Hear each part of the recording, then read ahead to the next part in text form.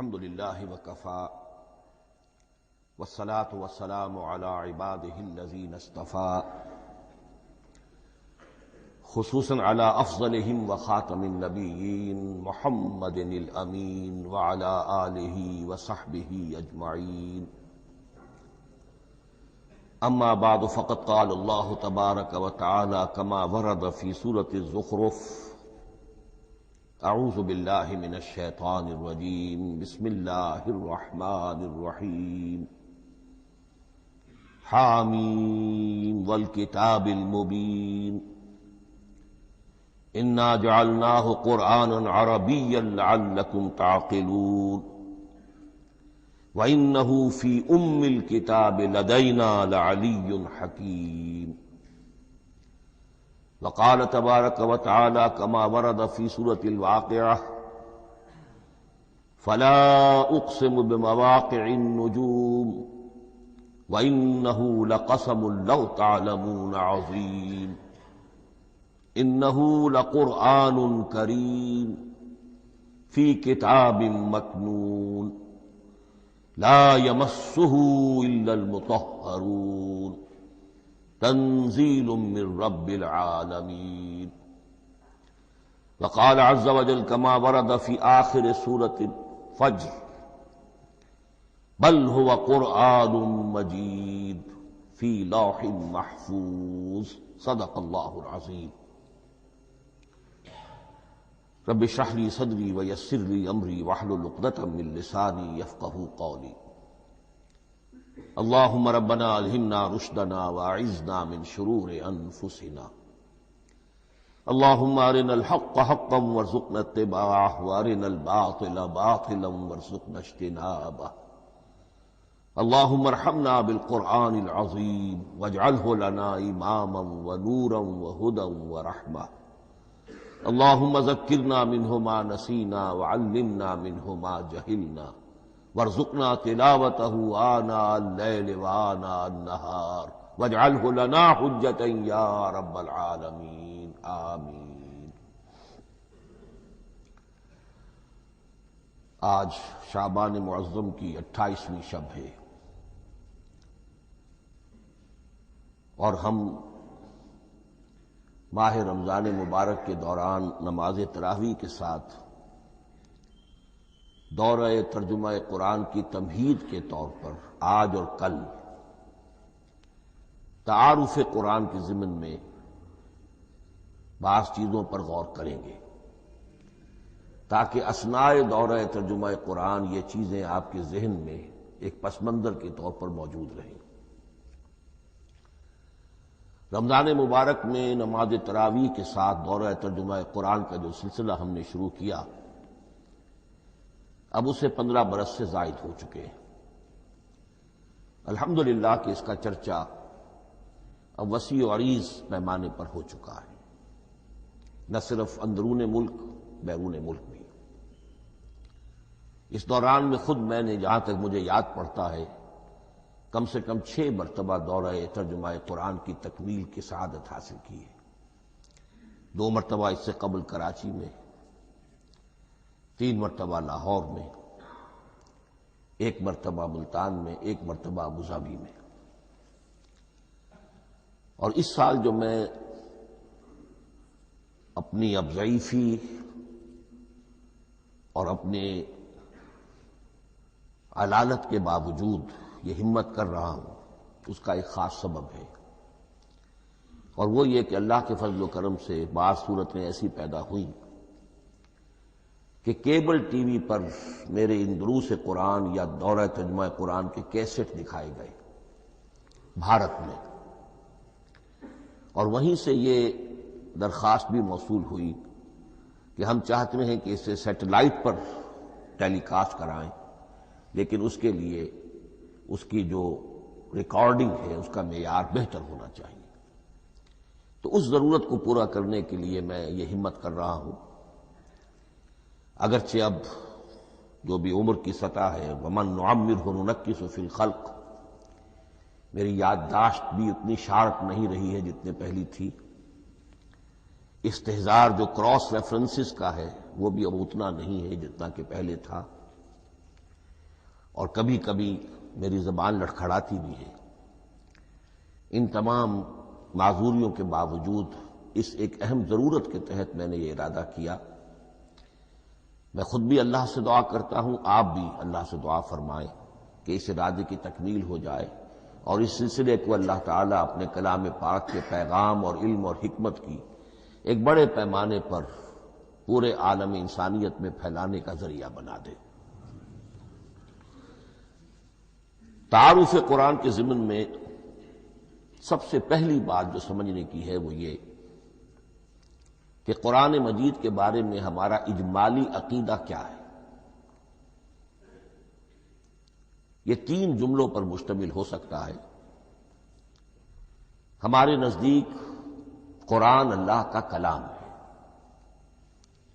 جو محمد الرسول اللہ صلی اللہ علیہ وسلم پر نازل ہوا، اور تیسرے یہ کہ یہ مکمل محفوظ شکل میں موجود ہے من و عن، اس میں نہ کوئی تحریف ہوئی ہے نہ کوئی تبدیلی ہوئی ہے۔ یہ کم سے کم 3 اجزاء ہیں ہمارے عقیدے کے قرآن مجید کے بارے میں۔ لیکن اب اس کی کچھ علمی توضیحات۔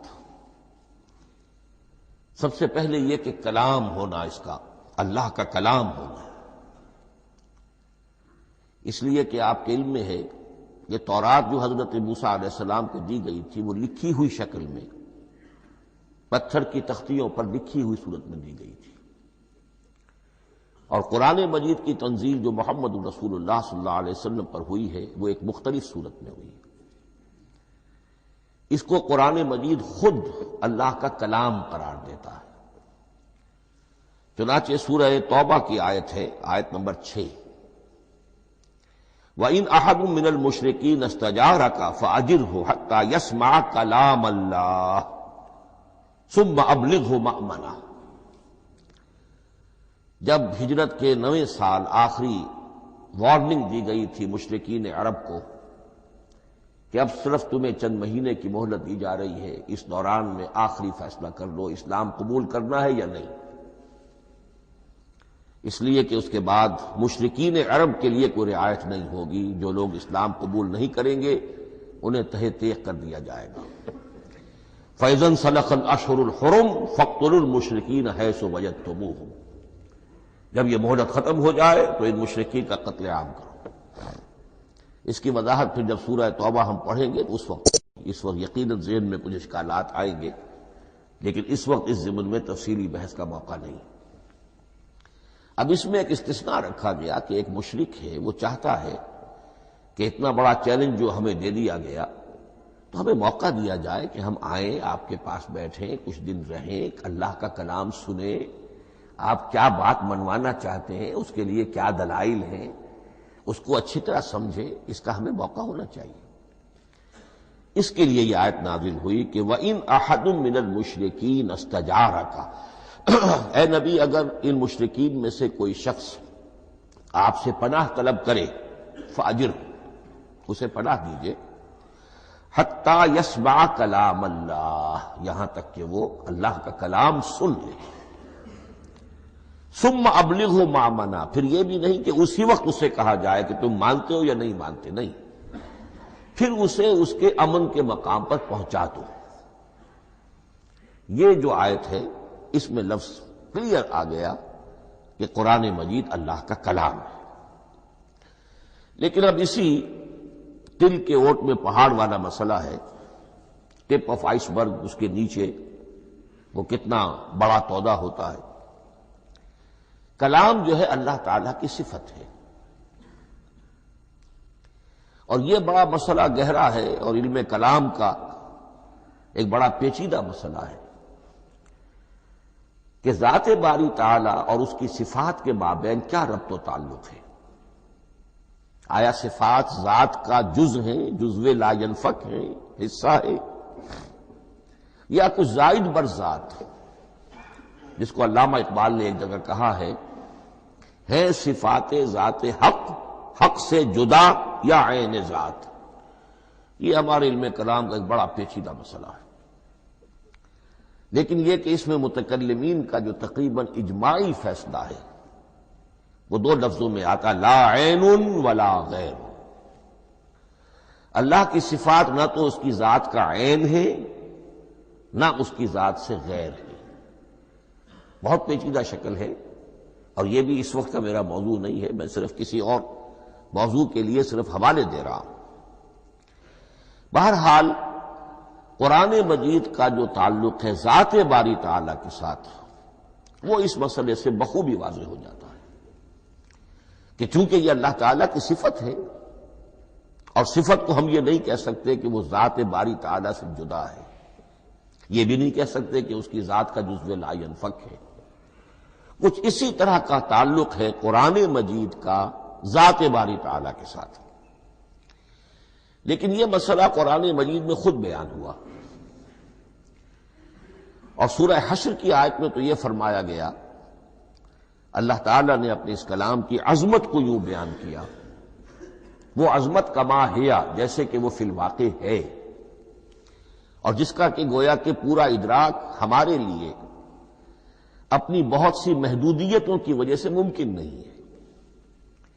لیکن ایک تمثیل کے پیرائے میں سمجھایا، لو انزلنا ھذا القرآن علی جبل لرأیتہ خاشعا متصدعا من خشیۃ اللہ وتلک الامثال نضربها للناس لعلهم یتفکرون. اگر ہم نے اس قرآن کو کسی پہاڑ پر اتار دیا ہوتا تو تم دیکھتے کہ وہ دب جاتا اور پھٹ جاتا اللہ کے خوف سے. اور یہ مثالیں ہیں جو ہم لوگوں کے لیے بیان کرتے ہیں تاکہ وہ غور کریں، تدبر کریں، سمجھیں. ما لا یدرک کلہ لا یترک کلہ، اگرچہ بتمام و کمال عظمت قرآن کا فہم ان کے لیے ممکن نہیں ہے، لیکن کسی درجے میں تو کچھ انعکاس اس کا ہو جائے، کچھ اندازہ ہو جائے، انسان اپنی ذہنی سطح کے اعتبار سے، اس کی مناسبت سے کسی درجے میں عظمت قرآن کا اندازہ کر لے، تو اللہ تعالیٰ کے ان الفاظ کو سامنے رکھے کہ لو انزلنا ھذا القرآن علی جبل لرأیتہ خاشعا متصدعا من خشیۃ اللہ. اب اس آیت کو سمجھنے کے لیے سورہ اعراف کی آیت نمبر 143 کو سمجھنا ہوگا، اسی اصول کے تحت کہ القرآن یفسر بعضہ بعضا، قرآن کا ایک حصہ دوسرے حصے کی تشریح کرتا ہے. وہاں یہ واقعہ بیان ہوا ہے کہ حضرت موسیٰ علیہ السلام کو جب اللہ تعالیٰ نے کوہ طور پر طلب فرمایا 30 راتوں کے لیے، جس میں بعد میں 10 کا اضافہ کر کے وہ ایک 40 رات کا ایک کورس بنا، دن رات. اس موقع پر جو مخاطبہ الہی، مکالمہ الہی سے مشرف ہوئے حضرت موسیٰ علیہ السلام، تو ان کی آتش شوق بھڑکی اور انہوں نے بڑی جرأت کر کے یہ درخواست کر دی، رب ارنی انظر الیک، پروردگار مجھے اپنا دیدار بھی عطا فرما، مجھے موقع عنایت فرما، میں تجھے دیکھ سکوں. یہ ان کی وہ آتش شوق کا مسئلہ ہے. لیکن جواب کیا ملا؟ لن ترانی، تو مجھے ہرگز نہیں دیکھ سکتے. ولکن انظر الی الجبل فإن استقر مکانہ فسوف ترانی. لیکن ظاہر بات ہے کہ حضرت موسیٰ علیہ السلام کو بات سمجھانے کے لیے کچھ مشاہدہ بھی کرانا تھا. فرمایا تم مجھے نہیں دیکھ سکتے، البتہ اس سامنے کے پہاڑ پر نگاہ جماؤ، ہم اس پر اپنی ایک تجلی ڈالیں گے. یہ اگلی الفاظ کے اندر وضاحت ہے، میں یہاں پہلے سے بیان کر رہا ہوں سمجھانے کے لیے. اگر وہ پہاڑ ہماری اس تجلی کو، تجلی کسے کہتے ہیں؟ جلا، روشنی. تو اللہ تعالی کی طرف سے کوئی خاص اس کے نور کا جب پرتو ہوتا ہے کسی شے پر تو وہ اس کی تجلی ہے. ہم اپنی ایک تجلی اس پہاڑ پر ڈالیں گے، اگر وہ اس کو جھیل جائے، اپنی جگہ کھڑا رہ جائے، تو تم سمجھنا کہ شاید تم بھی ہمیں دیکھ سکو. فلما تجلی ربہ للجبل، اب یہاں وہ لفظ آ گیا، جب اللہ نے تجلی اپنی پہاڑ پر ڈالی، جعلہ دکا وخر موسیٰ صعقا، وہ پہاڑ ریزہ ریزہ ہو گیا اور حضرت موسیٰ بے ہوش ہو کر گر گئے. اب یہ بے ہوش ہو کر گر جانا، جبکہ وہ تجلی براہ راست بھی نہیں ہے، بالواسطہ ہے. مشاہدہ جو کر رہے حضرت موسیٰ وہ بالواسطہ ہے، تجلی پہاڑ پر ہے. لیکن یہ کہ اس کا بھی بالواسطہ اس کا جو ہوا ہے، اس کی جو تاثیر ہوئی حضرت موسیٰ علیہ السلام پر کہ وہ اس کی تاب نہ لا سکے اور بے ہوش ہو کر گر گئے۔ یہاں سے یہ بات سمجھ میں آتی ہے کہ یہ تجلی ذات باری تعالی تھی جس نے کوہ طور کو جلا کر بھسم کر دیا یا ٹکڑے ٹکڑے کر دیا، ریزہ ریزہ کر دیا۔ اب ذات الہی کے ساتھ جو تعلق ہے کلام الہی کا، اور یہ صفت جو لا عین ولا غیر کے درجے میں ہے ذات کے ساتھ، تو وہی تاثیر اس کلام الہی کی بھی ہے۔ لو انزلنا هذا القرآن على جبل لرأيته خاشعا متصدعا من خشية الله وتلك الامثال نضربها للناس لعلهم يتفكرون۔ اس حقیقت کو اس دور میں میں اپنے مطالعے کی محدودیت کا اعتراف کرتے ہوئے عرض کر رہا ہوں کہ میرے نزدیک جس قدر پرشکوہ انداز میں علامہ اقبال نے بیان کیا ہے، اسی کیفیت کو وہ شاید اس کی کوئی مثال نہ مل سکے۔ فاش گویم آنچ در دل مزمرست، یہ کتابیں نیست چیزیں دیگرست۔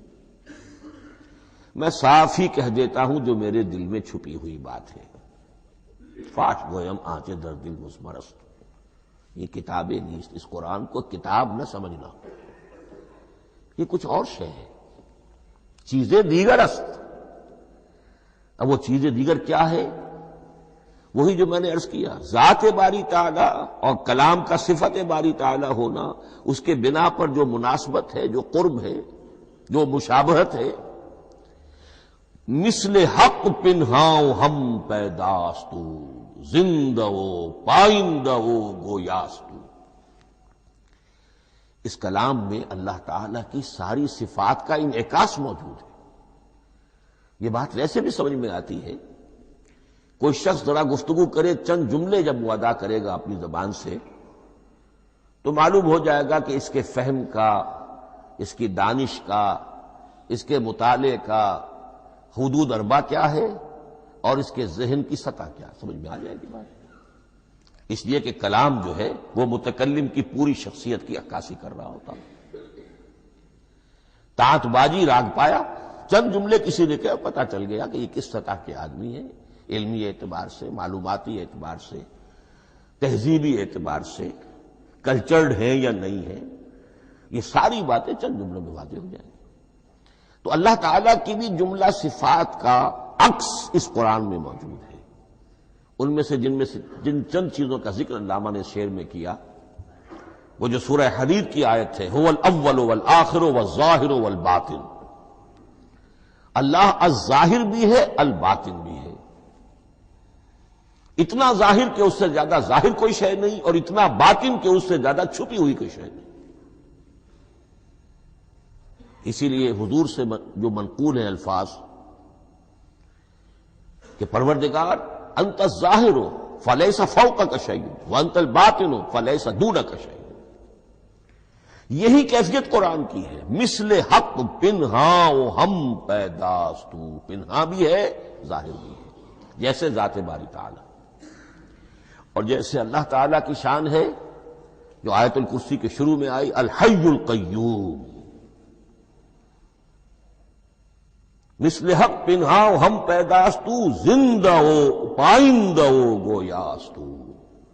یہ قرآن جو ہے اللہ تعالیٰ کی صفات کا ایک عکس اپنے اندر رکھتا ہے۔ اس سے ذرا آگے چلیے، کلام کے بارے میں۔ اب کلام الہی ظاہر بات ہے کہ صفت ہے، اور صفت قدیم ہے۔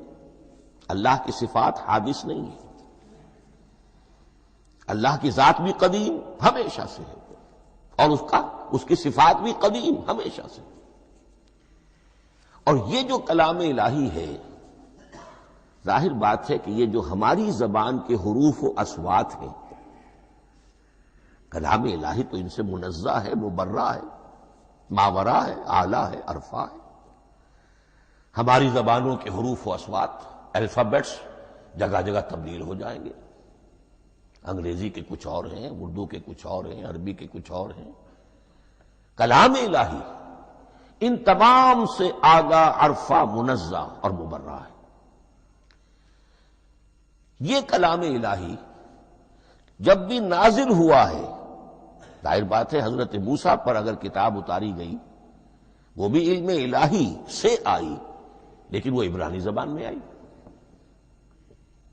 حضرت عیسیٰ علیہ السلام پر انجیل اتاری گئی، ہم یقین سے نہیں کہہ سکتے، دو میں سے کسی ایک زبان میں اتاری گئی ہوگی، یا عبرانی ہوگی، اس لیے کہ شام کے جس علاقے میں، فلسطین کے جس علاقے میں ان کی پیدائش ہوئی اور جہاں وہ دعوت و تبلیغ کے لیے گھومتے رہے، اس کے عوام کی زبان تھی آرامی اور خواص کی زبان تھی عبرانی، ہیبریو۔ تو یا تو وہ بھی تورات کی طرح عبرانی ہی میں نازل ہوئی تھی یا آرامی میں ہوگی، لیکن اب کوئی نسخہ نہ ہیبریو کا، کوئی قدیم نسخہ دنیا میں موجود ہے، نہ آرامی کا۔ جو سب سے پرانا نسخہ ملتا ہے انجیل کا وہ اس کا ترجمہ ہے، لیٹن زبان کا ترجمہ ہے یا گریک ترجمہ ہے، اصل کوئی نہیں۔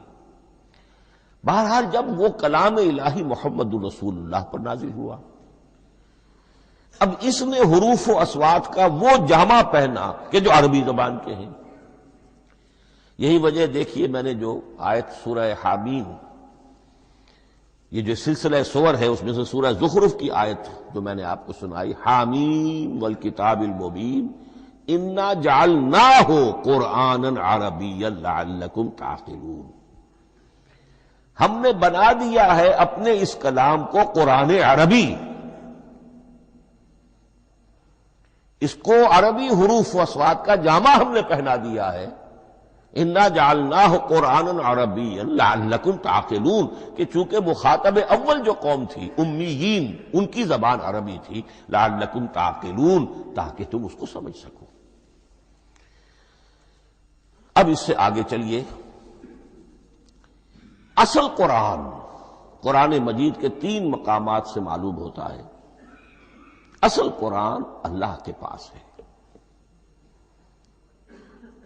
یہ قرآن جو ہمارے پاس ہے، مصحف عثمان رضی اللہ تعالی عنہ، یہ اس قرآن کی مصدقہ نقل ہے۔ اصل قرآن کہاں ہے؟ ایک جگہ فرمایا بل ہوا قرآن مجید فی لوح محفوظ، لوح محفوظ میں ہے، اصل قرآن وہاں ہے۔ اسی طریقے سے اسی سورہ زخرف کی اگلی آیت کیا ہے؟ ہم نے اسے عربی قرآن بنا کر اتارا، لیکن اصل قرآن کیا ہے؟ وَإِنَّهُ فِي أُمِّ الْكِتَابِ لَدَيْنَا لَعَلِيٌّ حَكِيمٌ، حقیقت میں تو یہ ام الکتاب میں ہے جو ہمارے پاس ہے، اور علی ہے، بہت بلند، حکیم، بڑی حکمت والا، یا محکم مضبوط۔ حکیم کے دونوں معنی ہیں۔ استحکام بھی اسی ہے کاف اور میم کے مادے سے بنا ہے، کسی شے کا پختہ ہو جانا، مضبوط ہو جانا، اور عقل کی پختگی وہ حکمت ہے، وہ دانائی ہے۔ اس اعتبار سے نوٹ کیجئے، اصل قرآن کہاں ہے؟ لوح محفوظ میں۔ اصل قرآن کہاں ہے؟ ام الکتاب میں۔ اسی کو کہا گیا ہے ایک اور مقام پر، فی صحف مکرمۃ مرفوعۃ مطہرۃ بایدی سفرۃ کرام بررہ۔ یہ قرآن، اصل قرآن تو بڑے صحیفوں میں، ان صحیفوں میں ہے، ان صفحات میں ہے، ان اوراق میں ہے، جس کی شان کیا ہے؟ مکرمۃ، ان کی انتہائی تعظیم کی جاتی ہے، مطہرۃ، نہایت پاک صحیفے، فی صحف مکرمۃ، مرفوعۃ، بلند و بالا، مطہرۃ، بِأَيْدِي سَفَرَةٍ كِرَامٍ بَرَرَةٍ، ان فرشتوں کے ہاتھ میں جو بہت باعزت، بہت اونچے درجے کے، ان کے ہاتھوں میں ہے۔ وہ لوگ ہیں کہ جب جن کی تحویل میں ہے یہ کلام پاک، فی صحف مکرمۃ مرفوعۃ مطہرۃ بِأَيْدِي سَفَرَةٍ كِرَامٍ بَرَرَةٍ۔ اب اسی کو بیان کیا ہے سورہ واقعہ میں، فلا اقسم بمواقع النجوم، تو نہیں، میں قسم کھاتا ہوں ستاروں کے ڈوبنے کی جگہ کی۔ وَإِنَّهُ لَوْ تَعْلَمُونَ لَقَسَمٌ عَظِيمٌ وَإِنَّهُ لَقَسَمٌ لَوْ تَعْلَمُونَ عَظِيمٌ، اور اگر تم جان سکتے تو یہ بہت بڑی قسم ہے جو ہم نے کھائی ہے، بہت بڑی گواہی ہے جو ہم نے پیش کی ہے۔ اب تدریجاً اس کا انکشاف ہو رہا ہے۔ یہ آج جو تصور ہے بلیک ہولز کا، اس سے کچھ اندازہ ہوتا ہے یہ ستارے کہاں ڈوب جاتے ہیں، بڑے بڑے ستارے نسیم منسیہ ہو جاتے ہیں، ستارے نہیں پوری گیلیکسیز اس میں گم ہو جاتے ہیں، وہ مقبرے ہیں بڑی بڑی گیلیکسیز کے۔ فلا اقسم بمواقع النجوم وانه لقسم لو تعلمون عظیم انه لقرآن کریم، یہ قرآن ہے بہت باعزت، فی کتاب مکنون، اور یہ اس کتاب میں جو چھپی ہوئی ہے۔ یہ لؤلؤ مکنون کا لفظ آتا ہے قرآن مجید میں، جیسے موتی ہوتے ہیں انہیں چھپا کر رکھا جاتا ہے ڈبیوں میں، مخملی ڈبیوں کے اندر موتیوں کو، اسی طریقے سے فی کتاب مکنون لا یمسہ الا المطہرون، وہ صحیفے بھی بہت مطہرہ تھے اور ان کو چھو نہیں سکتے مگر وہی جو انتہائی پاک ہیں، ملائکہ مقربین، جن کے قریب سے بھی ہو کر معصیت یا گناہ کا کوئی تصور تک نہیں گزر سکتا، وہ ہیں جو اس کو چھوتے ہیں، ان کے ہاتھوں میں ہے، ان کی تحویل میں ہے۔ یہ ہے وہ چیزیں کہ جس سے اندازہ ہوا کہ اصل قرآن کہاں ہے۔ یہ جو ہمارے پاس ہے در حقیقت یہ نقل مطابق اصل ہے، مصدقہ نقل ہے۔ اب اس میں آپ سے عرض کر دوں کہ ایک بہت خوبصورت بات ہمیں جو ملتی ہے،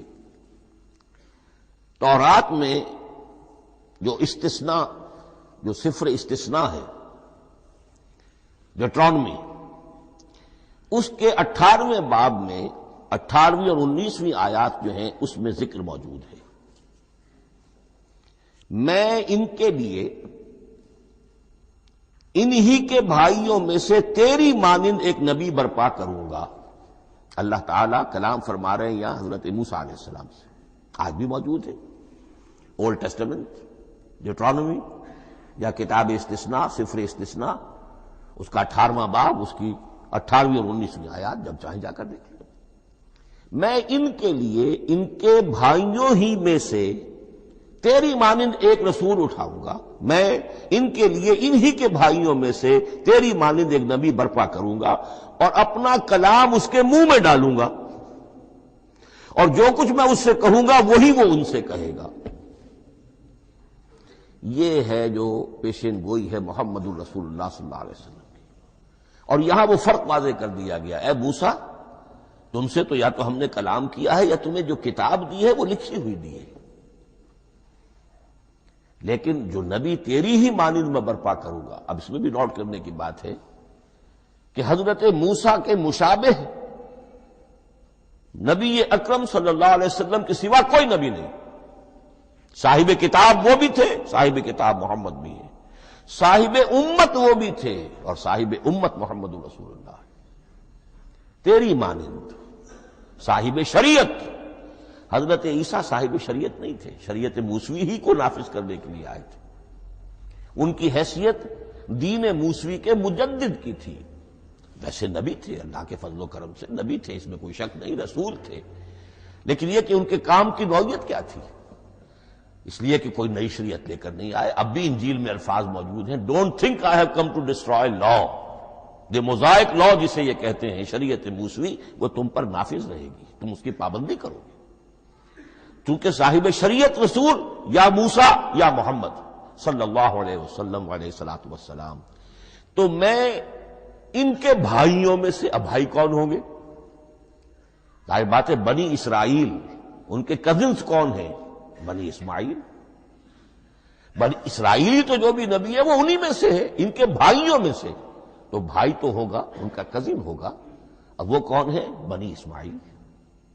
آپ نے ابھی سنا ہوگا جب پیس ٹریٹی ہوئی تھی اور کلنٹن صاحب آئے تھے، اور وہاں جب شاہ حسین جو ہیں اردن کے وہ بھی آئے اور بغل گیر ہوئے تھے، اسرائیل کے وزیر اعظم تھے، تو اس وقت یہ لفظ استعمال کیا تھا صدر کلنٹن نے کہ آپ لوگ تو آپس میں کزنز ہیں، لفظ کزن استعمال کیا تھا۔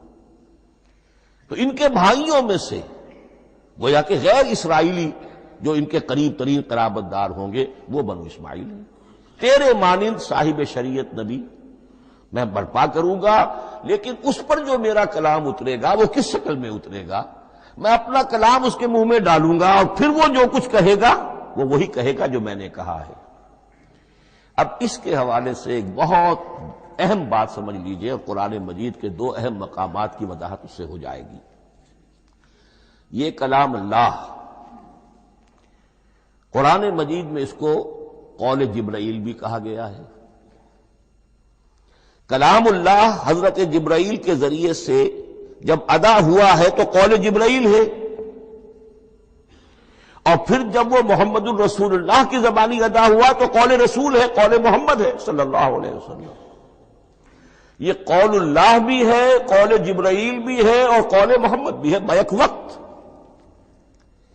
یہ بات دیکھیے سورہ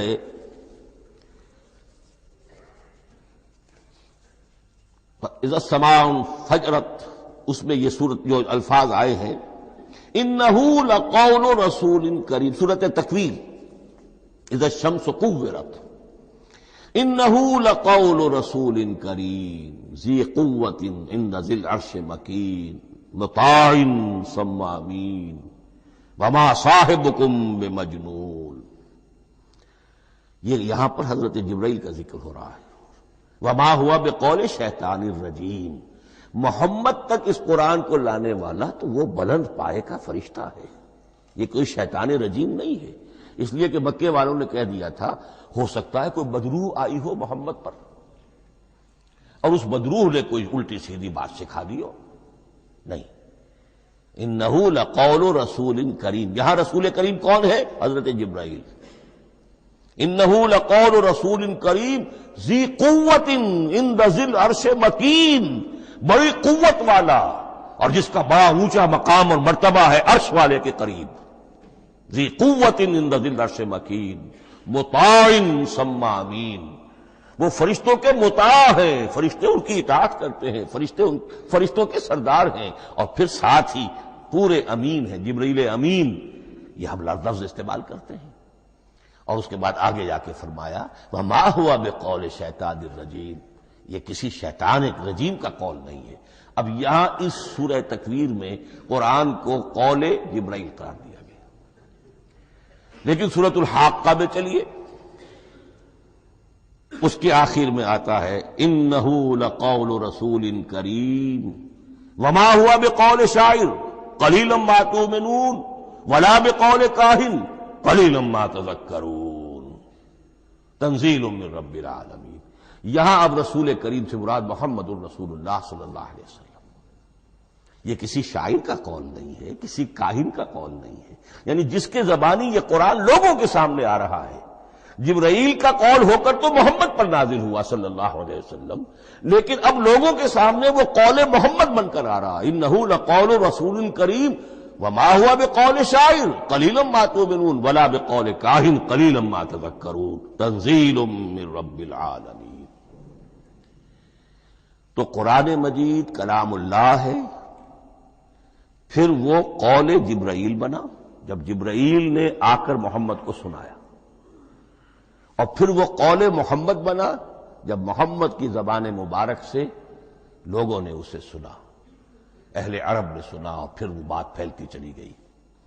اب آخری بحث اس موضوع پر جو ہے وہ یہ ہے، کلام الہی کی 3 صورتیں ہیں جو قرآن مجید میں سورہ شورى کی آیت نمبر 51 میں بیان ہوئی ہے. وما كان لبشر ان يكلمه اللہ، کسی بشر، کسی انسان کی یہ حیثیت نہیں ہے، مقام نہیں ہے کہ اللہ اس سے کلام کرے. یہ نہیں کہا کہ اللہ کے لیے ممکن نہیں ہے، نہیں، اللہ کے لیے تو ہر شے ممکن ہے، لیکن کسی بشر کا یہ مقام نہیں ہے کہ اللہ اس سے کلام کرے. مخلوق ہے، بشر ہے.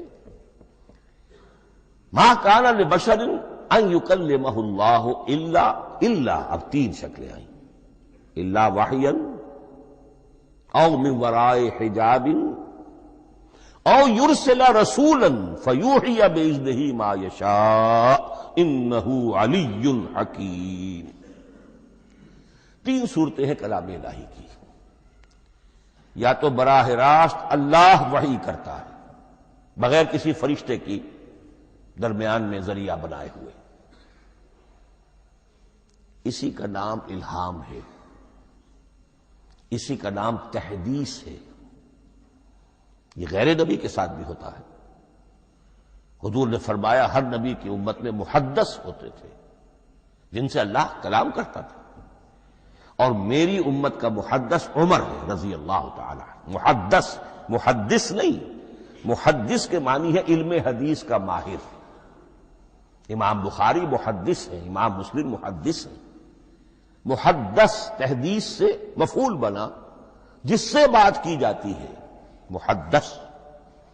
اللہ بات کرتا ہے، اللہ دل میں ڈال دیتا ہے، القاء ہو جاتا ہے، الہام ہو جاتا ہے، کوئی فرشتہ درمیان میں نہیں، براہ راست۔ دوسری شکل کلام کی کیا ہے؟ او من ورائے حجاب، یہ ہمارے علم کی حد تک صرف حضرت موسیٰ علیہ السلام کی شان ہے، استثنائی شان ہے۔ وَكَلَّمَ اللَّهُ مُوسَىٰ تَكْلِيمًا، اور موسیٰ کے ساتھ تو اللہ نے کلام فرمایا جیسے کہ کلام کیا جاتا ہے۔ فرق کیا تھا؟ من ورائے حجاب، پردہ تھا، دیکھ نہیں سکتے تھے، تبھی تو ان کی وہ آتشی شوق بھڑکی تھی۔ کیا قیامت ہے کہ چلمن سے لگے بیٹھے ہیں، صاف چھٹتے بھی نہیں، سامنے آتے بھی نہیں، کلام بھی فرما رہے ہیں لیکن یہ کہ بات مجھے دیدار عطا کرنے کے لیے تیار نہیں، رب ارنی انظر الیک۔ لیکن یہ جو کلام ہے ہمارے علم کی حد تک براہ راست اس دنیا میں حضور سے ہوا ہے معراج کی شب، لیکن وہ 7ویں آسمان پر ہوا۔ اس دنیا میں ہمارے علم کی حد تک یہ کلام براہ راست من ورائے حجاب صرف حضرت موسیٰ علیہ السلام کی استثنائی شان ہے۔ اور تیسرا ہے او یرسل رسولا فیوحی باذنہ ما یشاء، یا تیسری صورت یہ کہ اللہ کسی پیغامبر کو بھیجتا ہے جو وحی کرتا ہے جو اللہ چاہتا ہے۔ یہ تیسری شکل ہے وحی کی۔ قرآن مجید اس تیسری شکل میں نازل ہوا ہے محمد الرسول اللہ صلی اللہ علیہ وسلم پر۔ حضور کو جو الہام ہو جاتے تھے، جو حضور کو القاء ہو جاتا تھا، جو آپ کے دل میں براہ راست اللہ کی طرف سے وحی آتی تھی، وہ قرآن میں شامل نہیں ہے۔ اگرچہ حضور کے خواب بھی سچے تھے، وہ بھی اللہ کی طرف سے ہوتے تھے، شیطان کی آمیزش نہیں ہو سکتی تھی، لیکن یہ بھی قرآن میں شامل نہیں ہے۔ قرآن میں شامل ہے تیسری قسم کی وحی، او یرسل رسولا، پھر ہم بھیجتے ہیں ایک پیغامبر کو فرشتوں میں سے۔ اللہ یستفی من الملائکۃ رسلا ومن الناس، اللہ چن لیتا ہے فرشتوں میں سے بھی اپنا پیغامبر اور انسانوں میں سے بھی۔ تو فرشتے کے ذریعے سے ایک فرشتہ جو اللہ سے لیتا ہے اور انسان رسول انسان تک پہنچا دیتا ہے۔ اب وہ رسول انسان، رسول بشر جو ہے وہ اپنے ہم نوع ہم جنس لوگوں کو پہنچاتا ہے۔ تو اللہ یستفی من الملائکۃ رسلا ومن الناس، یہاں وہی بات فرمائی او یرسل رسولا فیوحی باذنہ ما یشاء، پھر وہ وحی کرتا ہے اللہ کے حکم سے جو اللہ چاہتا ہے۔ یہ کلام الہی کی یہ تیسری شکل ہے جو محمد الرسول اللہ صلی اللہ علیہ وسلم پر نازل ہوا، اور وہ ہے قرآن حکیم۔ اب ایک اور بحث جو علمی ہے وہ یہ ہے کہ حضور پر جو اس کا نزول ہوا اس کی کیفیات کیا تھی۔ دو الفاظ استعمال ہوتے ہیں، انزال بھی اور تنزیل بھی۔ ان دونوں میں فرق کیا ہے اس کو نوٹ کر لینا چاہیے۔ لغوی اعتبار سے جان لینا چاہیے، نزل ینزل کسی کا خود اترنا، نازل ہونا، اترنا۔ انزل ینزل دفعتن اتار دینا، کسی اور نے کسی شے کو دفعتن نیچے اتار دیا۔ یہی مفہوم نزلہ کے ساتھ بے لگ جائے تو آ جاتا ہے، با کے ساتھ نزلہ بہی، یہ اتارنے کے مفہوم میں آئے گا۔ لفظی ترجمہ یہ بھی کر سکتے وہ اترا اس شے کے ساتھ۔ نزلہ بہ الروح الامین، اس کو لے کر نازل ہوا خود روح الامین فرشتہ علی قلبک، اے محمد صلی اللہ علیہ وسلم آپ کے قلب مبارک پر۔ تو نزلہ بے اور انزال اس کے معنی ایک ہی ہے۔ لیکن اگلا لفظ ہے تنزیل، نزل ینزل تنزیلا، اس کے معنی ہے رفتہ رفتہ، تدریجن، نجمن نجمن، تھوڑا تھوڑا کر کے، وقفے وقفے سے اتارنا۔ جیسے عربی میں اعلام کہیں گے، کسی کو کچھ بتا دینا، باخبر کر دینا، مطلع کر دینا، بھائی مطلع کر دیا میں نے، اب تم جانو تمہارا کام، یہ اعلام کہلائے گا۔ تعلیم کسے کہتے ہیں؟ سکھانا، درجہ بدرجہ، دیکھنا اس کی استعداد کیا ہے، آج یہ کیا بات سمجھ سکتا ہے، میں اتنے ہی درجے تک سمجھاؤں، اب کل میں اسے مزید سمجھاؤں گا، پرسوں مزید سمجھاؤں گا، یہ درجہ بدرجہ کسی شے کو سمجھانا، یہ تعلیم ہے۔ تو انزل ینزل انزالا، یہ ہے اتار دینا دفعتاً، اور نزل ینزل تنزیلا، یہ ہے تدریجاً اتارنا۔ اب قرآن مجید کے لیے یہ دونوں الفاظ مستعمل ہیں، لیلۃ القدر اور لیلۃ المبارکہ۔ اب یہ دو بھی نوٹ کر لیجئے، قرآن مجید میں چونکہ اہم مضامین کم سے کم دو جگہ پر ضرور آتے ہیں۔ انا انزلناہ فی لیلۃ القدر، یہاں انزلنا ہے، نزلنا نہیں ہے، انزلنا ہے، ہم نے اتارا اس کو لیلۃ القدر میں۔ اور باقی صورت تو آپ کو یاد ہوگی، وما ادراک ما لیلۃ القدر، لیلۃ القدر خیر من الف شہر، تنزل الملائکۃ والروح فیہا باذن ربہم من کل امر، سلام ہی حتی مطلع الفجر۔ لیکن یہ اہم مضمون قرآن مجید میں دوسری جگہ بھی ہے، سورہ دخان کے شروع میں فرمایا حامیم والکتاب المبین انا انزلناہ فی لیلۃ مبارکۃ انا کنا منذرین فیہا یفرق کل امر حکیم امرا من عندنا انا کنا مرسلین رحمتا من ربک انہ هو السمیع العلیم۔ یہ لیلۃ المبارکہ ہے، ایک ہی ہے، لیلۃ القدر اور لیلۃ المبارکہ، ان دونوں کے لیے وہی انزلنا کا لفظ آیا۔ لیکن یہ کہ سابقہ کتابوں کے اعتبار سے قرآن مجید کا فرق واضح کیا گیا ہے، مثلا سورہ نساء کی آیت نمبر 136 بہت نمایاں ہے، بہت نمایاں۔ وہاں فرمایا گیا یا ایھا الذین آمنوا آمنوا باللہ ورسولہ والکتاب الذی نزل علی رسولہ والکتاب الذی انزل من قبل۔ اے ایمان کے دعوے دارو، حقیقتاً ایمان لاؤ، ایسے ایمان لاؤ جیسے ایمان لانے کا حق ہے، اللہ پر بھی اور اس کے رسول پر بھی، اور اس کتاب پر بھی جو اللہ نے اپنے رسول پر نازل فرمائی، اور اس کتاب پر بھی جو اللہ نے پہلے نازل فرمائی۔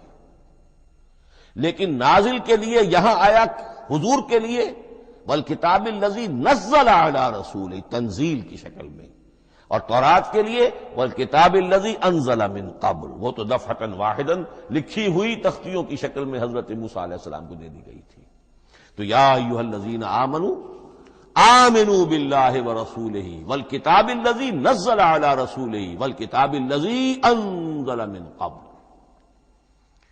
یہ جو تنزیل ہوئی ہے حضور پر، یعنی لیلۃ القدر میں جو رمضان مبارک میں ہے، پورا قرآن لوح محفوظ سے، کتاب مکنون سے، ام الکتاب سے نقل کر کے اتار دیا گیا سمائے دنیا تک۔ پہلا آسمان جسے ہم کہتے ہیں سمائے دنیا، وہ آسمان جو قریب ترین ہے دنیا کے، وہاں سے اب یہ درجہ بدرجہ، تھوڑا تھوڑا، چند آیتیں، چند سورتیں، پھر آیتیں، پھر سورتیں، یہ نازل ہوا محمد الرسول اللہ صلی اللہ علیہ وسلم پر۔ گویا کہ پہلا مرحلہ انزال کا ہے، پورا قرآن لوح محفوظ یا کتاب مکنون یا ام الکتاب سے نقل کر کے اتار دیا گیا سمائے دنیا تک۔ یہ ہے انزل ینزل انزالا، انا انزلناہ فی لیلۃ القدر انا انزلناہ فی لیلۃ مبارکہ۔ لیکن محمد الرسول اللہ پر یہ نازل ہوا اب تھوڑا تھوڑا، نجمن نجمن، درجہ بدرجہ، تدریجن، یہ ہے تنزیل۔ اس تنزیل کی حکمت قرآن مجید میں بیان ہوئی ہے، اور اس اعتبار سے کہ اہل عرب نے، اہل مکہ نے اعتراض کیا تھا کہ یہ پورا قرآن کیوں نہیں محمد ایک ہی مرتبہ پیش کر دیتے صلی اللہ علیہ وسلم۔ اس میں جو چیز مضمر تھی وہ یہ تھی کہ چونکہ یہ حقیقت میں اللہ کا کلام نہیں ہے، یہ محمد کا اپنا کلام ہے، تو کوئی شاعر دنیا میں ایسا نہیں ہے جو ایک دم اپنا پورا دیوان دے دے، وہ تو ساری عمر میں تھوڑا تھوڑا، آج غزل کہی، کل قصیدہ کہا، پرسوں کچھ اور کہا، پھر وہ جمع ہوتا ہے تو وہ دیوان بنتا ہے۔ اسی طریقے سے تو یہ کر رہے ہیں۔ اگر یہ اللہ کا کلام ہوتا تو بیک وقت آ جاتا۔ یہ تو ذرا محنت کرتے ہیں، کچھ اس کے اندر اس کو اپنی محنت سے کوشش کر کے کچھ موضوع کرتے ہیں، کلمات، الفاظ، اور اس طریقے سے رفتہ رفتہ لے کر آ رہے ہیں۔ اس لیے ان کا اعتراض نقل ہوا ہے یہ وقال الذين كفروا لولا نزل عليه القرآن جملة واحدة، انہوں نے کیوں نہیں اترا یہ قرآن پورا کا پورا ایک ہی بار؟ یہ اعتراض تھا۔ اس اعتراض کے جو جوابات دیے گئے ہیں وہ نوٹ کیجئے کہ لوگوں کے حق میں یہ مفید ہے، یہ پورے قرآن کا تحمل ایک وقت میں کر نہیں سکتے۔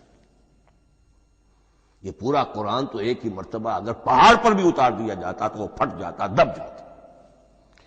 وَقُرْآنًا فَرَقْنَاهُ لِتَقْرَأَهُ عَلَى النَّاسِ عَلَى مُكْثٍ وَنَزَّلْنَاهُ تَنزِيلًا، سورہ بنی اسرائیل آیت 106۔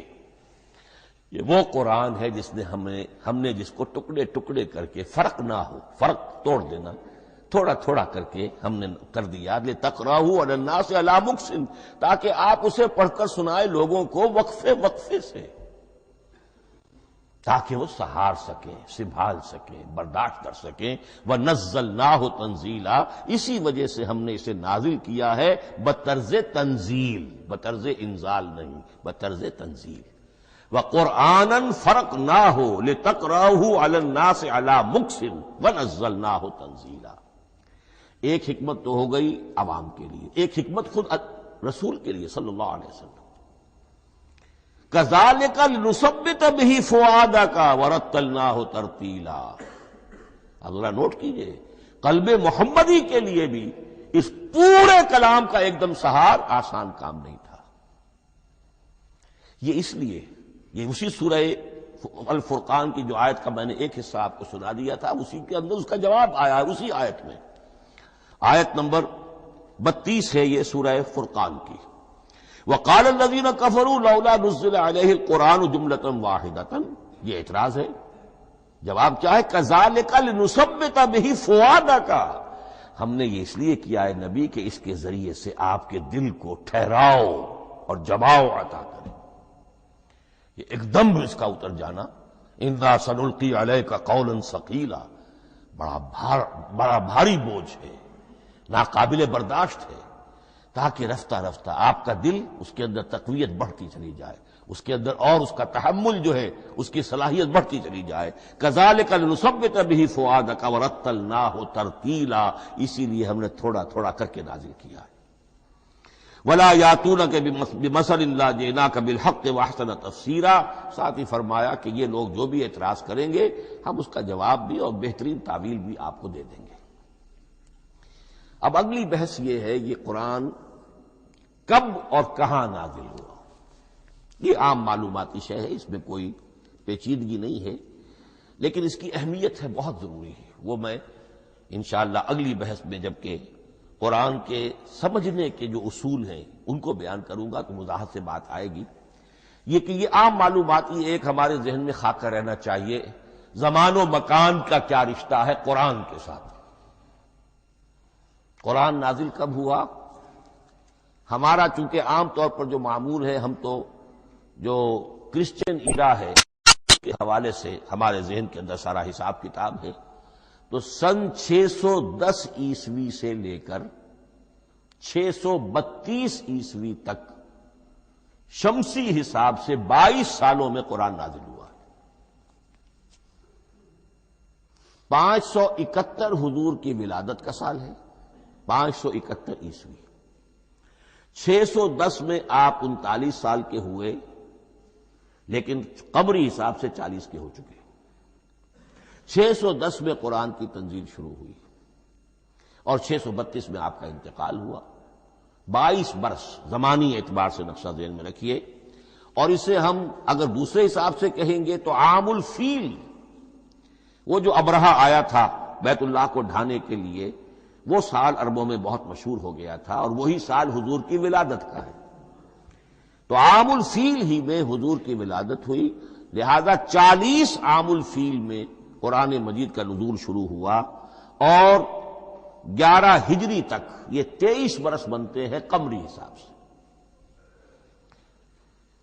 ایک رائے یہ بھی ہے کہ قرآن کا نزول 20 برس میں ہوا ہے، اور اس میں وضاحت یہ ہے کہ پہلے 3 سال اللہ تعالی نے ایک فرشتے کو، حضرت اسرافیل علیہ السلام کو مامور کیا تھا حضور کی تعلیم پر۔ دنیاوی اعتبار سے حضور نے کوئی تعلیم حاصل نہیں کی، آپ امی تھے، آپ نے دنیاوی اعتبار سے کسی کے سامنے زانو تلمس طے نہیں کیا، کہیں کوئی تعلیم حاصل نہیں کی، کہیں کوئی تحصیل علم نہیں کیا، لیکن اللہ تعالیٰ نے علمہ شدید القوا، اللہ تعالیٰ نے جو کچھ انہیں سکھایا ہے، جو علم انہیں عطا کیا ہے، تو ایک روایت یہ ہے کہ 3 برس تک، اور اس کے بعد پھر قرآن نازل ہونا شروع ہوا تو 20 برس تک قرآن نازل ہوا۔ لیکن وہ لوگ بھی مانتے ہیں کہ سورہ علق کی آیتیں نازل ہو چکی تھی، پھر 3 برس کا وقفہ ہے۔ سورہ علق کی آیتیں کیا ہے؟ جو پہلی وحی ہے، اقرأ بسم ربک الذی خلق خلق الانسان من علق اقرأ وربک الاکرم الذی علم بالقلم علم الانسان ما لم یعلم۔ گویا کہ بسم اللہ ہو رہی ہے محمد الرسول اللہ صلی اللہ علیہ وسلم کی تعلیم کی، اور جن گھرانوں میں یہ رواج ابھی تک چل رہا ہو، بسم اللہ بچوں کی کراتے ہیں، ایک تقریب کی شکل میں منعقد کرتے ہیں، ہمارے ہاں یہ رواج تھا، اب ہم چھوڑ چکے ہیں، کہ جو تقریب بھی حضور کی اور صحابہ کی زندگیوں سے ثابت نہ ہو، ہمیں کوشش کرنی چاہیے کہ ان تقریبات کا سلسلہ منقطع کریں۔ ما انا علیہ واصحابی، ہماری تقریبات جو ہیں وہ بس وہیں تک محدود رہنی چاہیے۔ بہرحال وہ جو ایک چلتی ہے روایت، 4 سال 4 مہینے 4 دن کا بچہ یا بچی ہو تو بسم اللہ یہی آیتیں پڑھی جاتی ہیں، پڑھ تو نہیں سکتا، انگلی رکھ کر پڑھانے والا کوئی عالم دین بیٹھ جاتا ہے سامنے، وہ نہا دھو کر بچہ یا بچی بیٹھی ہوئی ہے، اور اس کو اقرأ بسم ربک الذی خلق خلق الانسان من علق اقرأ وربک الاکرم الذی علم بالقلم علم الانسان ما لم یعلم۔ اب اس میں تو سارا پڑھنے پر زور ہے، حصول علم پر زور ہے، کسی تبلیغ کا حکم ہی نہیں، ابھی رسالت کا کوئی تذکرہ کچھ بھی نہیں، اس میں تو قیامت کا بھی کوئی ذکر نہیں۔ اب اس کے بعد روایت یہ ہے کہ 3 برس تک پھر حضرت اسرافیل دن رات حضور کے ساتھ رہے ہیں اور آپ کی تعلیم ہوئی ہے، اور پھر 3 برس کے بعد پھر وحی کا سلسلہ شروع ہوا ہے، واللہ عالم۔ لیکن یہ کہ جب سورہ اقرا نازل ہو چکی ہے، اس کی 5 آیتیں، تو وہ 3 برس بھی اس کا وقفہ شمار ہوں گے، زمانہ نزول پھر وہی 23 برس رہے گا۔ اسی کے ساتھ میں نے عرض کیا تھا کہ دوسری بات یہ کہاں نازل ہوا قرآن۔ ایک لفظ میں تو یہ سمجھ لیجئے یہ حجاز میں نازل ہوا۔ حجاز جزیرہ نماء عرب کا ایک خاص حصہ ہے، پہاڑی سلسلہ، یوں سمجھ لیجئے، اس کو ذہن میں رکھیے۔ جزیرہ نماء عرب جو ہے وہ شمال سے جنوب کی طرف چوڑا ہوتا جاتا ہے، شمال میں شام اور عراق کی طرف جاتا ہے تو وہ تنگ ہے، پھر نیچے چوڑا ہو رہا ہے۔ اس کا جو مغربی ساحل ہے، جس پر جدہ کی بندرگاہ بھی ہے، ینبو کی بھی ہے، اس کے کہیں وہ ایک میدان شروع ہوتا ہے ساحل سے، کہیں وہ بہت مختصر ہے، کہیں خاصا چوڑا ہے، اس کو کہتے ہیں تہامہ۔ پھر ایک پہاڑی سلسلہ ہے، اس کو کہتے ہیں حجاز۔ یہ پہاڑی سلسلہ جو ہے اس کے بعد جو ہے وہ نجد کہلاتا ہے، وہ سطح مرتفع ہے، پلیشو۔ تو یہ 3 حصے ہیں جزیرہ نماء عرب کے جغرافیائی اعتبار سے، اور حجاز کہتے بھی ہیں پردے کو، حاجزن، پردہ جو 2 چیزوں کے درمیان حائل ہو جائے۔ تو یوں سمجھیے کہ یہ فلیٹ ہے نجد کا، اور یہ فلیٹ ہے میدان، یہ ہے تہامہ کا، اور درمیان میں یہ پہاڑی سلسلہ کھڑا ہوا ہے، تو یہ گویا کہ ان دونوں کو جدا کر رہا، یہ حجاز ہے۔ اس حجاز ہی کا شہر مکہ ہے، اس حجاز ہی کا شہر مدینہ ہے، اس حجاز ہی کا شہر طائف ہے، اس حجاز ہی کی آخری ٹپ سمجھ لیجئے تبوک ہے۔ تو حضور صلی اللہ علیہ وسلم کی پوری زندگی آغاز وحی کے بعد سے لے کر وہ اسی علاقے کے اندر، پہلے آپ مکے میں تھے، قرآن مجید کی جو صورتیں اس دور میں نازل ہوئیں یا آیتیں نازل وہ مکیات کہلاتی ہیں۔ پھر آپ نے ہجرت کی، اور ہجرت کر کے جب آپ جا رہے تھے اس دوران میں بھی کچھ قرآن نازل ہوا اثناء ہجرت میں۔ پھر آپ مدینے تشریف فرما ہوئے، اب وہ ہم کہتے ہیں مدنی قرآن، لیکن مدنی قرآن سارا مدینے میں نازل نہیں ہوا۔ آپ کبھی جا رہے کسی مہم پر کسی جنگ کے لیے، غزوہ بدر کے لیے آ گئے ہیں، تو وہاں جو آیات نازل ہو رہی ہیں وہ مدینے میں تو نہیں ہو رہی. براڈ تقسیم تو یہی ہے، مکی مدنی. ہجرت سے قبل جو کچھ نازل ہوا وہ مکی، ہجرت کے بعد جو کچھ نازل ہوا وہ مدنی. لیکن صرف مدنی کہنا صحیح نہیں ہے. اثناء سفر تبوک، اتنا طویل سفر ہے آپ کا، اس کے دوران آتے جاتے قرآن نازل ہوتا رہا. لیکن یہ بات نوٹ کر لیجئے کہ پورا قرآن حجاز ہی میں نازل ہوا ہے. یہ تمام شہر، یہ تمام علاقہ حجاز کہلاتا ہے. ایک اور بحث جو ہم اسی اپنی پہلی نشست میں مکمل انشاءاللہ کر لیں گے، وہ ہے محفوظیت قرآن کی بحث. میں نے عرض کیا تھا کہ 3 چیزوں پر ہمارا عقیدہ مشتمل ہے. یہ اللہ کا کلام ہے، نمبر 1. نازل ہوا محمد الرسول اللہ پر صلی اللہ علیہ وسلم. اسی لیے ہم نے کلام سے متعلق کچھ مباحث علمی گہرائی میں اتر کر وہ سمجھے. حضور پر اس کے نزول، انزال اور تنزیل کے مختلف مراحل کو سمجھا. اب اس کی محفوظیت کے اعتبار سے واقعہ یہ ہے کہ واحد کتاب ہے پوری دنیا میں، واحد کتاب جس کے بارے میں دشمن بھی تسلیم کرتے ہیں، چاہے وہ اسے اللہ کا کلام نہ مانے، لیکن یہ مانتے ہیں کہ بعین ہی وہ شے جو محمد نے اپنی امت کو دی تھی آج بھی امت کے پاس صحیح موجود ہے. ظاہر بات ہے اگر تو اسے اللہ کا کلام مانے، وہی مانے، تب تو مسلمان ہی ہو گئے. وہ تو یہی کہتے ہیں کہ بہرحال محمد نے چاہے خود لکھا، تصنیف کیا، جو بھی کچھ کیا، اس کو چھوڑ دیجئے، لیکن جو شے محمد نے اپنی امت کو دی تھی صلی اللہ علیہ وسلم، بعین ہی وہ شے موجود ہے. تو یہ محفوظیت قرآن کی جو ہے، جبکہ کوئی اور دنیا کی کتاب اس کی مدعی ہی نہیں. تورات والوں کا سرے سے یہ دعویٰ ہی نہیں ہے. وہ تورات تو گم ہو گئی تھی نبوکدنضر کے حملے کے وقت.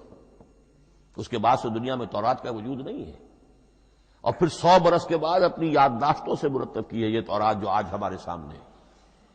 انجیل کا جیسا کہ میں عرض کر چکا ہوں، کوئی نسخہ جو ہے نہ عبرانی کا موجود ہے نہ آرامی زبان کا ہے. دنیا کی کوئی کتاب نہیں جو دعویٰ کر سکتی ہو. یہ قرآن جو شروع ہوتا ہے ذالک الکتاب لا ریب فیہ، یہ دعویٰ دنیا کی کسی اور کتاب نے خود کیا بھی نہیں. اس کی بھی جس قدر پرشکوہ الفاظ میں علامہ اقبال نے اس کی ترجمانی کی ہے، انہی کا حصہ ہے. حرف اورا ریب نئے، تبدیل نئے، آیش شرمندہ تعویل نئے. اس قرآن کے کسی حرف میں کوئی تحریف ہو جانا نہیں، امکان ہی نہیں. قطعی طور پر کسی لفظ کا بدل دیا جانا نہیں. حرف اورا ریب نئے، تبدیل نئے، اس میں کسی کا شک پر مبنی ہونا نہیں. آیش شرمندہ تعویل نئے. اس کی آیت کوئی بھی ایسی نہیں جسے تروڑا مروڑا جا سکے. یہ اپنی حفاظت خود کرتی ہے. لا یاتیہ الباطل من بین یدیہ ولا من خلفہ، حامیم السجدہ کی آیت نمبر 42. اس پر باطل حملہ آور ہو ہی نہیں سکتا. انا نحن نزلنا الذکر وانا لہ لحافظون، ہم ہی نے یہ الذکر نازل کیا ہے اور ہم ہی اس کی حفاظت کرنے والے ہیں. جہاں تک پہلے ٹکڑے کا تعلق ہے اس آیت مبارکہ کا، اس میں تو تورات بھی آئے گی. تورات کس نے نازل کی؟ اللہ نے نازل کی. انجیل کس نے نازل کی؟ اللہ نے نازل کی. انا انزلنا التوراۃ فیہا ھدی ونور، یہ سورہ مائدہ میں الفاظ ہیں. انجیل کے بارے میں بھی ہم نے انجیل عطا کی عیسیٰ کو، فیہ ھدی ونور. لیکن یہ کہ انا نحن نزلنا الذکر، اس کو اس قدر تاکید کے ساتھ کہہ کر وَإِنَّا لَهُ لَحَافِظُونَ، اور ہم ہی اس کے محافظ ہیں. لیکن اس موضوع پر اہم ترین مقام جو ہے قرآن مجید کا، وہ سورہ قیامہ کی یہ آیات ہے. لا تحرک بہ لسانک لتعجل بہ. جب قرآن نازل ہوتا تھا حضور جلدی جلدی زبان کو حرکت دیتے تھے، یاد کر لیں، مبادا کہیں بھول جاؤ، مبادا کوئی لفظ جو ہے تبدیل ہو جائے. یہ مشقت جو آپ جھیل رہے تھے، اس سے اللہ نے روک دیا از راہ شفقت اور محبت. لا تحرک بہ لسانک لتعجل بہ ان علینا جمعہ وقرآنہ، ہمارے ذمے ہے اس کو جمع کر دینا، آپ کے سینے میں جمع کر دیں گے اس کو.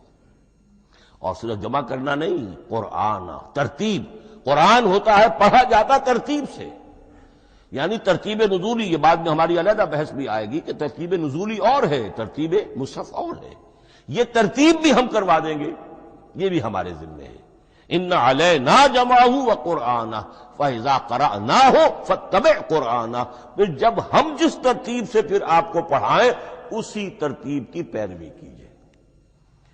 یہ جو ہے کہ قرآن کا جمع اور تدوین، یہ بھی اللہ تعالیٰ نے اس کی ضمانت لی، اور اس کی ترتیب بھی اللہ تعالیٰ ہی کی ضمانت سے ہے۔ اس اعتبار سے محفوظیت قرآن کے یہ دونوں پہلو ہمارے سامنے رہنے چاہیے۔ بارک اللہ لی ولکم فی القرآن العظیم ونفعنی وإیاکم بالآیات والذکر الحکیم۔